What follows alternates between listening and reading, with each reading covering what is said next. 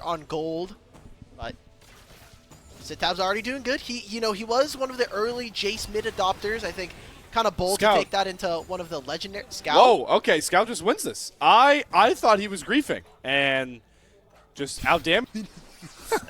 Just eviscerated the minion wave. Oh, that one's just a bit outside for Sitab, and he's gonna jump for it.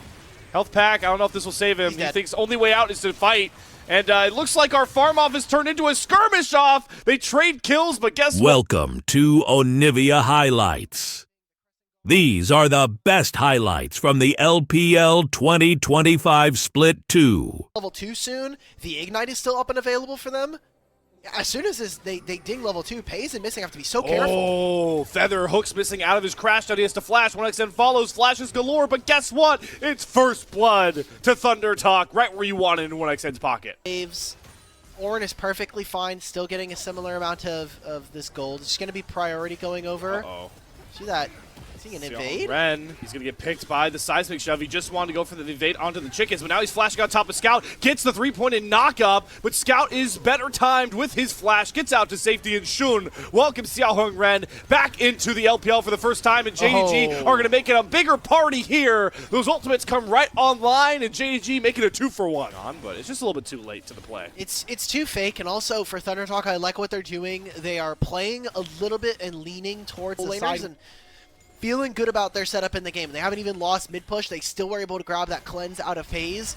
Just being able to slowly take these things off. The first combo is Missing, throws down that Magnet Storm. Immediate bullet time there from Pays. They don't get the kill into Feather, but guess who's going to try and grab it? It's Scout. Immediate depth charge over top, but Xiaoheng Ren cannot protect his lovely support, and right on cue. This is a spot where JDG have to show some of that veterancy this lineup brings, the patience of it, letting the game come to them here, because seen a lot of teams kind of run headfirst into that grub pit to try and contest them, but it seems like CT are more looking for the kill onto Scout, who does have his flash but does not have his Weaver's Wall. Orenhorn committed along with the Emperor's Divine. They're going to corner Scout in the alcove, and Hoya is going to bop him down. Kill found, but what does it potentially cost?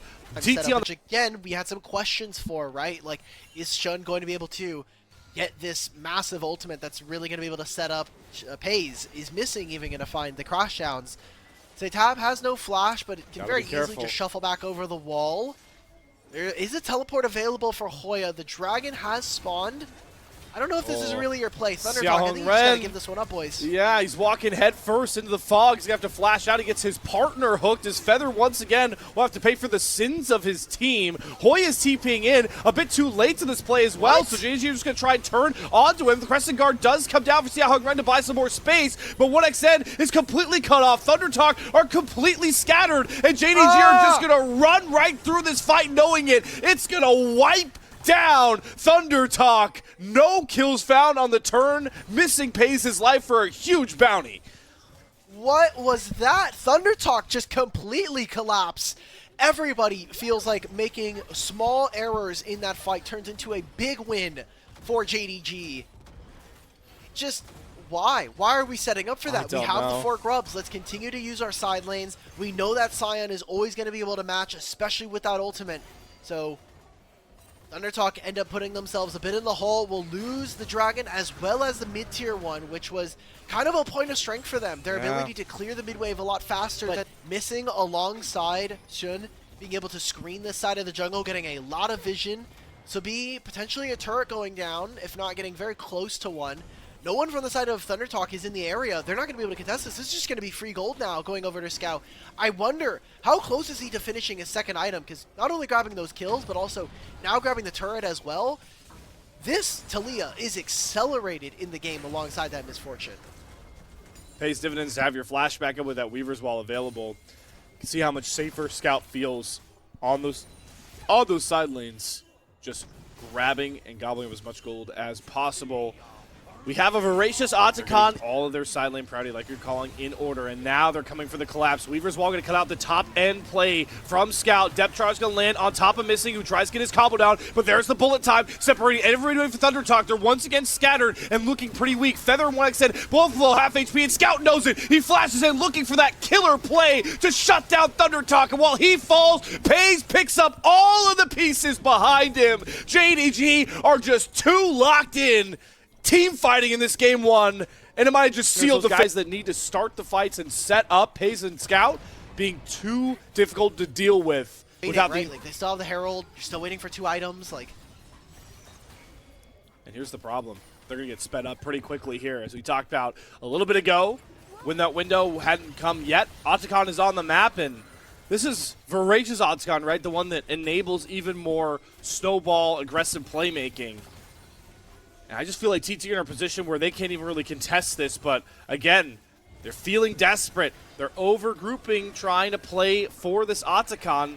They're teleporting in Setab, so dropping more side lane prio, but for now, Xiao Huangren has gotten Xun off of this Voracious Otacon, but you know Xun wants to go for the smite, something that he struggled with a lot in the 50-50 position. He lost that 50-50 to Kanavi not too long ago to seal their fate in Game 2. How does it look up against the rookie? Xun is locked in, immediately snags that, and now everybody on JDG have false lives. Sure, they lose Xun off of the immediate play, but missing crashes down and sets up a beautiful bullet time from Paze. Everything going the way of JDG. They are just a league above ThunderTalk right now. that's a triple kill going over. You're feeling amazing about JDG's spot in this game. Now almost 10,000 gold, and it feels like they haven't really missed a step in this game. There's been some instances, obviously Scout has fallen, but you are totally okay with that, especially with how they've played this game so far. I mean, just look at the gold leads specifically in those damage-dealing lanes here. Is right on cue. Paze maybe getting a little bit too cute trying to toy with Hoya, but maybe he's baiting all along with Xun and Ala there to protect him. The big beefy boys up front, not letting their misfortune go down. Oh. We're not going to talk about that in Pale because Xun still gets the kill over onto Feather, and with those false lives for another minute 15, they can play as much full court press as they want onto the base of ThunderTalk. Now, fans at home, you might be asking, why are these casters surprised that JDG are even playing half this well? It's more of that consistency. This is the kind of game that I'm expecting from JDG against every other team outside of top 4, top 5. But JDG have been famously inconsistent, as have many of our LPL teams. So we'll see how they close this one out.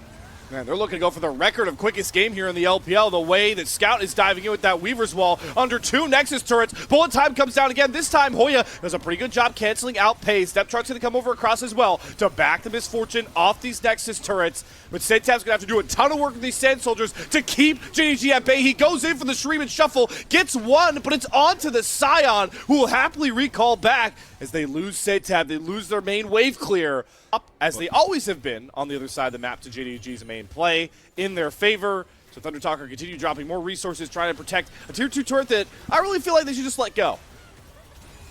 But here we go. Oh. They're going to get caught here by Scout. Setab. Good Emperor's Divide, though. Throw Scout into all of TT, but he had the stasis there. Flashes back out to safety. Turret goes down. Setab falls as well. ThunderTalk have lost their 1-man, 2-item power spike Azir, and they look completely scattered, completely shot down. The bullet time may go wide for Pace, but at this point, it doesn't really matter. JDG are just so much stronger. They are completely outclassed ThunderTalk in items, in gameplay, and just game 1 overall. Final touches being done by Paze. He throws down a couple more double taps. It's only Hoya left, and even he falls. A clean ace comes across for JDG, and potentially their cleanest game of the Rumble stage. 25 minutes to take a 1-0 lead over ThunderTalk. Hey, taking care of business. That's what we want to see from JDG. And now that it's the back half of the split, we had a lot of questions. I mean, JDG just last week replaced their coach.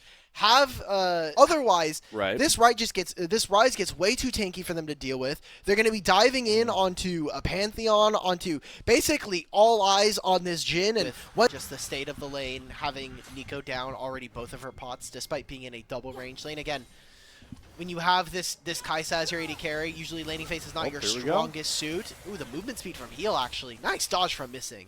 Yeah, big there. Big to both dodge out is mid and jungle shift down. Good there for Xiao Huangren to cancel out the stun, but it's way more damage out of Scout here. Xun trying to buy as much time with his damage blocking, and everyone's flashing all over the place.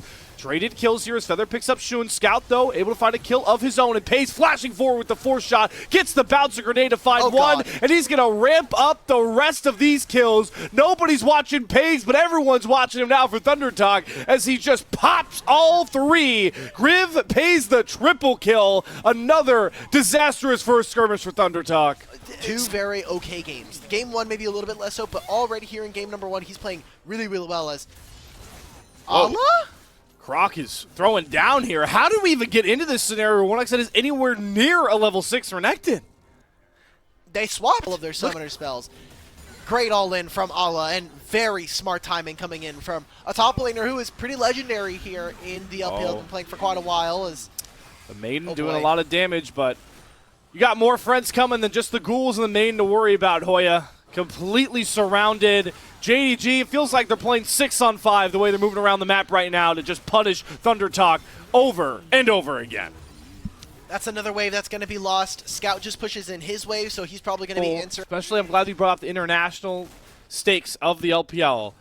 That we start seeing teams lock in and knock down opponents they're expected to and look just as polished when it comes into those bigger matchups when you're JDG and the Kaisa as well. And that's the only way they can come back in this game. All right, again, they make this play. I mean, oh boy, Setab is so caught. That is Solar Flare into a Deadly Flourish. Setab was locked up for a solid 5 seconds, and they're just knocking down ThunderTalk like bowling pins.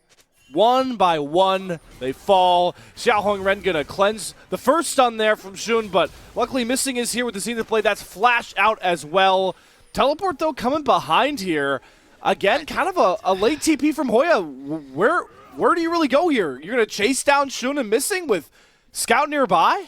So he's going to catch this wave? I feel like all across the map, they have just been lackluster here for TT, and JDG are playing with a whole new confidence by this point. I mean, Hoya is walking right. I mean, Jala is walking right into Hoya, trying to shut him down. They have the Nico there to kind of jump out of the brush and say, hey, we've got more members here than you think, and that might actually pay dividends with the lights coming out here. Alla drops. That is a shutdown gained and going into 1xN's pocket. I mean, sure, yeah. But hey, I'm just trying. It's little wins. Maybe I'm just. Maybe you just have the playbook right now on ThunderTalk. Really just a playbook. I don't even want to say just for ThunderTalk, just to take a lead and create even more of a problem for their opposing team here. I mean, that was a full combo from Setab, and Scout is still half healthy. He's going to use the Realm Warp to buy a bit more space as they do spot Feather coming over. And maybe JDG are starting to overestimate their power into the Maiden of Hoya. Setab gets the first kill, is going to get a reset on that Spirit Rush. Scout does not have the flash available just yet, and Setab is going to auto-home a second kill.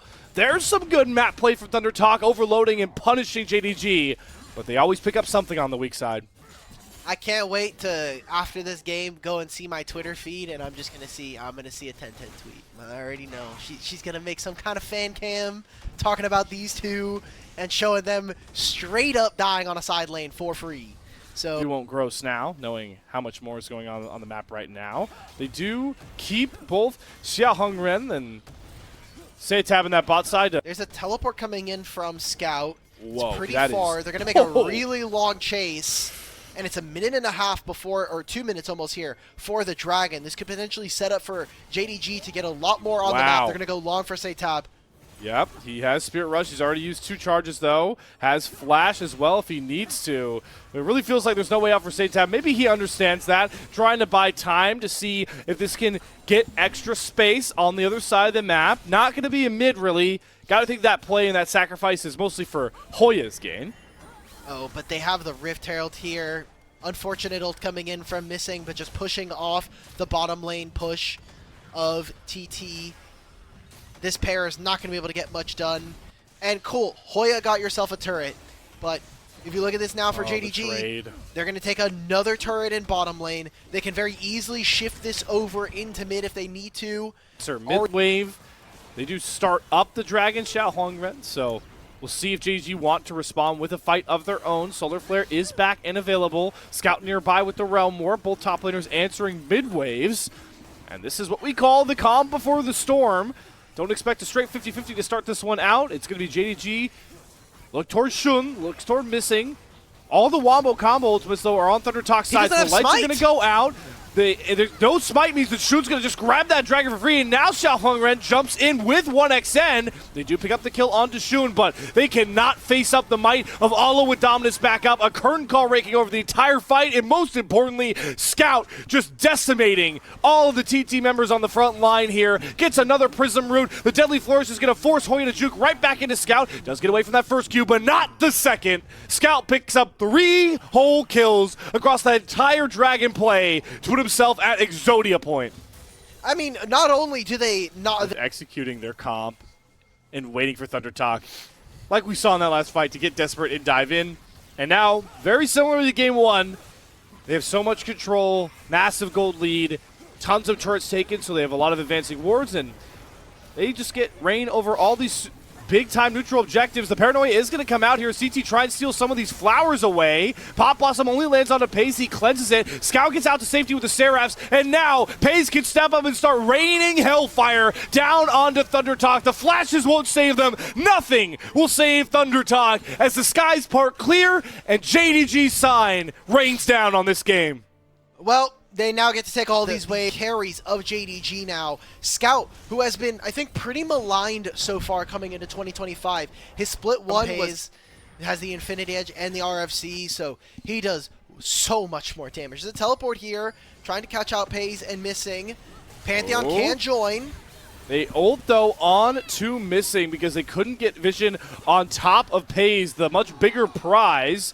But it's okay, because the maiden has found him, and Hoya is going to grab the shutdown before Shun shows up with the Grand Starfall.